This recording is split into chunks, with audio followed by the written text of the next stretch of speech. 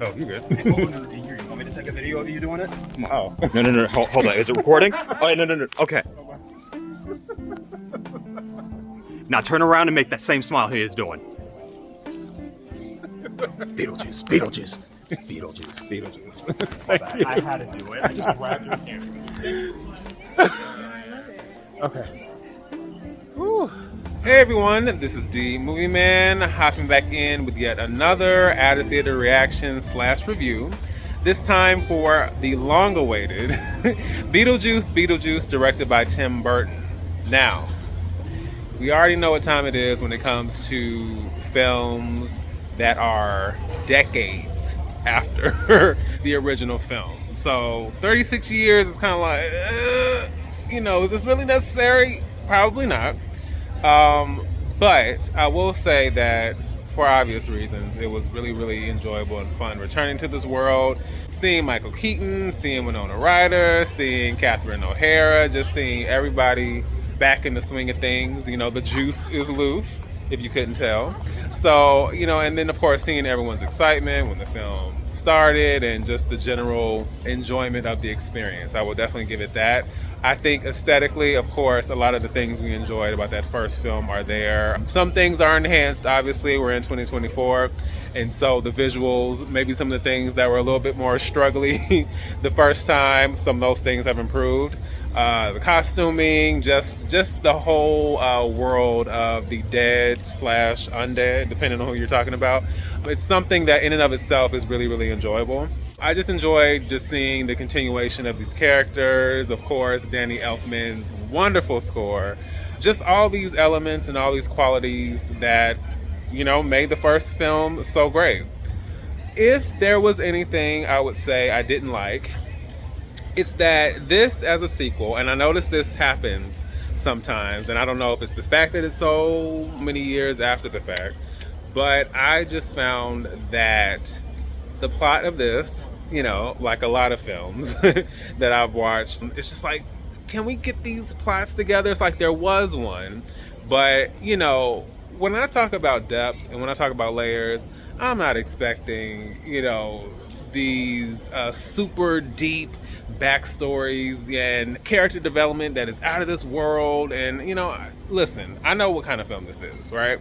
But I just felt like there were a lot of opportunities to really kind of just do a lot more with the story and see a lot more. And I felt like for all its zaniness and wackiness, there was something very constrained and kind of boxed in about where they were willing to go. Especially having Monica Bellucci playing a specific character. I'm not going to spoil who that is, but with Monica Bellucci especially, who I'm definitely a fan of, I was like, okay, let's see what she's about to do. And I felt like she really didn't have anything to do. And you can't be wasting quality actors and actresses, much like Monica Bellucci, in a role like this. So that was something that for me, I was just like, And I think when it came down to it, instead of feeling like earned continuation, like fleshed out sequel and just like, what can we really do with this? It felt a little bit more like, I'm not going to say a cash grab, because that's not necessarily what it was. Something about it, I would say, didn't feel quite as exploratory as I thought it would, and I just felt like the places we could have gone, even though we do see more, I just felt we could have still pushed it a little bit more. Something about it didn't feel like we were really, taking this whole concept and idea of this world that we've established and really seeing what all it has to offer. So to me, that was kind of a wasted opportunity. I think the emotional connection, even though this is definitely a dark, gritty comedy, I just think that we could have gotten a little bit more into the emotional connection, especially when it comes to this backstory with Lydia and her daughter Astrid. It was just kind of like, okay, why is this happening now? I thought there was an opportunity to really like do something there, and we never got there. And I was just like, it's right there. Let's just go for it, do it, make it happen, even if it is simplistic. So yeah, so for me, I just think enjoyable.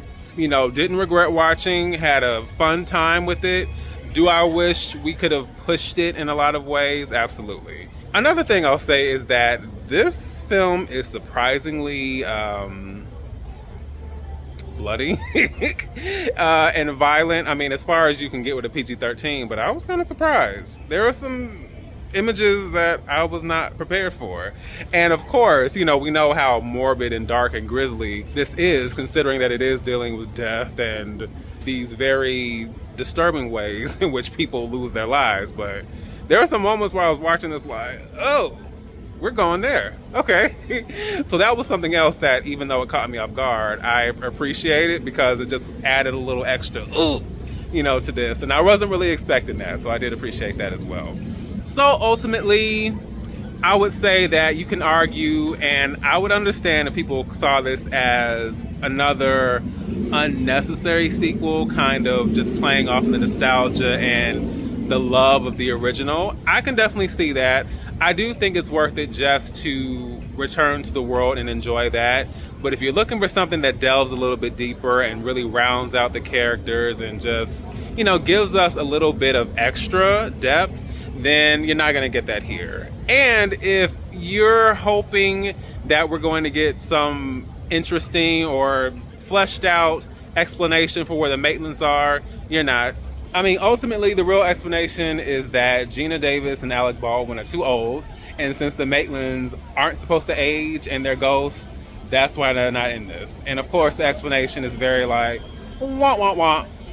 Which wasn't surprising. Geena Davis even said it herself, but I still felt like we were going to get some kind of something, like maybe we're going to hint at it, or we're just see some townsfolk that look like them, and no. So that was also unfortunate. But yeah, so like I said, in the end, I think this is something that people will enjoy, but also just know what you're getting and just know that it's not adding as much as you want or maybe expecting. But for what it is, I think it's something you'll absolutely enjoy.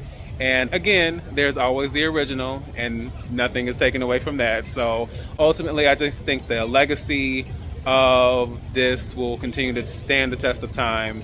And I think this film is just another reminder of that. Whether you love this film, hate it, or you fall somewhere in the middle. So, once again, this is D, Movieman, signing off. And I'll see you at the movies.